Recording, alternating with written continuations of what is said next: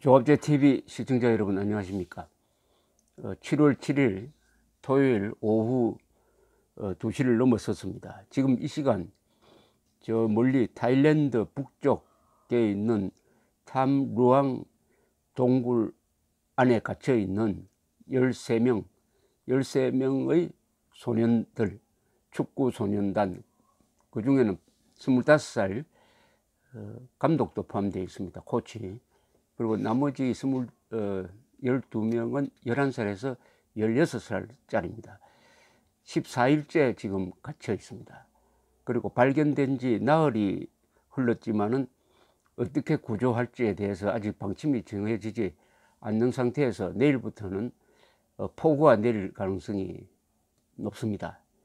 그런데 일단 이 고립된 그 동굴은 지금 물이 차 있고, 그 안쪽에 입구에서 4km 되는 안쪽에 바위 덩어리가 있어서 그 위에 지금 옹기종기 모여 있는데, 거기까지 도달하려면은 물이 차 있는 동굴을 잠수부들이 물속으로 헤엄쳐서 가서 식료품, 의약품 등등을 전달하고 있습니다.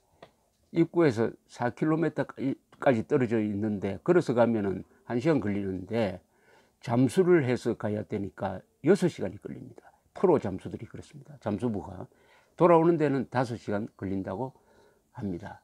통로가 좁은 데는 한 사람이 겨우 들어갈 수 있는 그런 물이 찬 통로를 지나가니까 얼마나 이게 어려운 일입니까?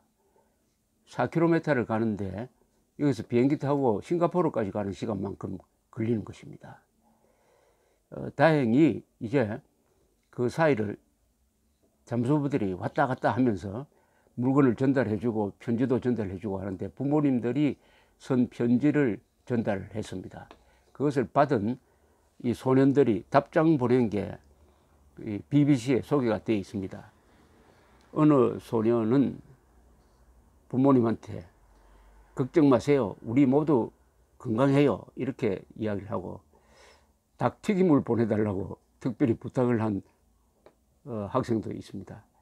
또 어떤 학생은 선생님한테 편지를 썼는데, 선생님 숙제 너무 많이 내지 마세요, 이렇게 썼습니다. 이 코치가 이 부모들에게 사과를 했습니다. 그러나 모두가 건강하고 잘 있다, 최선을 다해서 아이들을 지켜내겠다, 그리고 구조팀이 참 잘해주고 있다, 도움 주신 분들에게 정말 감사합니다 라는 이렇게 편지를 써서 내보냈습니다. 이 취재를 하는 모습을 이렇게 지켜보니까 우리나라에서 재난이 일어났을 때 취재하는 것하고는 상당히 다르더라고요. 우리나라에서 무슨 이런 재난 사고가 나면 우선 난장판이 되어버립니다. 기자들이 몰려오고 경찰이 기자들을 제대로 통제를 하지 못합니다. 폴리스 라인을 쳐도 기자들이 지키지가 않습니다. 그러다가 보니까 이 구조에 상당한 지장을 주기도 합니다. 구조에. 그러나 타일랜드에서는 그런 일이 일어나지 않습니다. 타일랜드는 군대가 아주 강합니다. 그런 걸 아마 용서하지 않을 것입니다. 그리고 이 사고를 대하는 타일랜드 사람들, 타일랜드 언론, 그리고 부모들의 대응하는 자세, 그리고 지금 고립되어 있는 소년들의 표정이 당황하지 않고 평온한 게 참 아주 특징적입니다. 평온하게 하고, 누가 악을 쓰고, 우리 같으면 지금쯤 어떻게 됐겠습니까? 그 시위꾼들이 몰려와 가지고 코치 규탄하고 그러지 않을까요? 코치가 잘못됐다고 해가지고. 그리고 왜 이렇게 지금 구조가 늦느냐고 막 야단하고 멱살 잡고 할지도 모릅니다.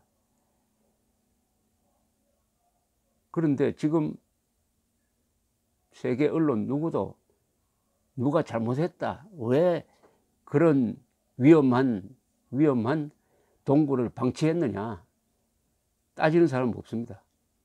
그리고 코치 욕하는 사람도 지금은 없어요. 나중에는 어떻게 될지 모르겠지만은, 우리나라 같으면 아마 코치가 동굴에서 나오자마자 경찰이 딱 기다리고 있다가 수갑 채워서 끌고 갈 겁니다. 인간은 고의로 하지 않는 일에 대해서는 형사 책임을 져서는 안 됩니다. 근데 한국은 여론이 나빠지면 고의성이 없는데도 사람 마구 잡아넣습니다. 그런 것과는 상당히 거리가 먼, 비록 우리보다 뭐 1인당 국민소득은 낮다고 하지만은 타일랜드 사람들의 어른스러운 모습, 특히 어린이들이 어른스럽게 보이는 게 아주 저는 인상적입니다. 그래서 제가 속보를 계속 전해드리고 있습니다. 지금 현재 상황은 내일 비가 오면은 앞으로 동굴에서 물이 또 불어날 가능성이 있습니다. 그동안 동굴에 있는 물을 뺐습니다. 빼는데 한계가 있어요. 워낙 동굴이 크고 여러 군데서 막 물이 들어오고, 지금이 비가 오는 계절입니다. 이 물이 불어나면 어떻게 되느냐 하는 게 걱정이 하나. 그 다음에 산소가 계속 줄어들어요. 산소가 20% 유지되어야 되는데 15%까지 내려갔다고 합니다. 그나마 다행으로 이 동굴 안으로 산소를 주입하는 케이블이 가설이 되었답니다. 앞으로 더 이상 이 산소가 내려가지 않았으면 좋겠습니다. 산소가 15%인데 더 이상 그 밑으로 내려가 버리면은 고산증 걸린 사람처럼 산소 부족으로 제대로 움직일 수가 없다고 그래요. 그러나 지금 이 학생들이 회복이 또 빠른 모양입니다. 한 4일 동안 잘 먹으니까 금방 또 건강이 대부분 다 회복이 됐답니다. 그래서 지금 거기서 장난도 치고 훈련을 받고 있습니다. 스쿠버 훈련을 받고 있습니다. 스쿠버, 잠수부. 그런데 헤엄을 칠 줄 아는 아이들이 아무도 없답니다. 이게 내륙지방이니까 그런지. 그래서 헤엄 가르치고 스쿠버, 잠수를 가르쳐야 되는데, 잠수를 배워서 이제 탈출할 때는 한 프로 잠수부 2사람 내지 3사람이 소년 하나를 맡게 되겠죠.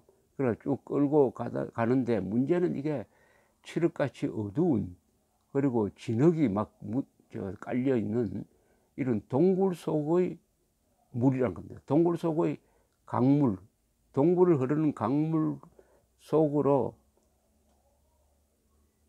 수중에서 산소통으로 숨을 쉬어가면서 몇 시간을 가야 되는데, 이게 얼마나 공포스럽겠습니까? 여기서 만약 패닉 현상이 일어나면 큰일이죠. 이미 프로 잠수부 한 사람은 어제 산소 부족으로 사망하고 말았습니다. 이게 보통 일이 아닙니다. 보통 일. 거의 지금 상황으로는 잠수를 오래 한 사람일수록 어린이들을 그런 식으로 끌고 나오는 것은 자살 행위에 가깝다라고 계속 경고를 하고 있습니다. 경고를 하고 있는데, 무슨 다른 방법이 있으면 좋겠는데, 이게 물론 내일 비가 와봐야 알겠죠. 비가 와보면 이게 동굴 속에 물이 어느 정도 차오를 것이냐 하는 것이고요. 그 다음에 이제 그 유일한 대책이 하나 있는데, 이것은 지금 그 동굴이 한 1000m 되는 산을 기준으로 해서 지하로 한 800m 되는 지하에 지금 내려와 있습니다. 600m군요. 600m 지하에 있는데, 상기설걸 여러 지금 수색대가 돌아다니면서 동굴로 통하는 이 꿀뚝 같은 통로가 없는지를 계속 확인하고 있습니다. 몇 개를 확인했대요. 근데 어떤 것은 깊이가 한 400m까지 내려가는 게 있는데, 400m에 내려가서 거기서 그냥 동굴과 이어지지 않고 끝이 막혀 있었답니다. 그럼 거기서 200m를 지금 더 뚫고 내려가야 되는데 시간 많이 걸리지 않겠습니까? 200m 더 뚫고 들어가야 되는데, 그래서 무리를 해서라도 비가 본격적으로 오기 전에, 비가 오는 동안에는 구조가 어렵다고 합니다. 비가 오기 전에 해야 되는데, 무리를 해서라도 정말 뭐 몇 사람이 죽는 것을 각오하고라도 잠수부를 보내가지고 데리고 나오는, 물속으로 데리고 나오는 게 하나가 있고요. 아니면은 비 오는 걸 봐서도 이게 물이 차오르는 속도가 늦다든지, 지금 현 상태가 유지 가능하다고 하면은 지금 상태에서 이 비가 끝날 때까지 9월까지 기다리는 겁니다. 한 4개월 동안 기다리든지, 아니면은 운이 좋게 수직으로 내려가는 통로를 어디서 발견해 가지고 그 방향으로 끌어올리든지 하는 세 가지 방법이 지금 남아 있습니다. 아무쪼록 이 13명의 소년 그리고 감독까지 다 무사히 나오기를 기원하는 사람이 지금 세계 지구촌의 몇십억 인구가 기억하고 있습니다. 지금 BBC라든지 CNN은 머리 기사가 바로 이 동굴 소년 기사입니다. 모처럼 그 13명의 소년들은 좀 고생을 하는데 모처럼 인간 생명의 소중함을 깨닫는 이런 뉴스로 세계 사람들을 조마조마하게 만드는 것은 또 나름대로의 교훈이 있다는 생각도 듭니다. 계속해서 보도를 해드리겠습니다. 감사합니다.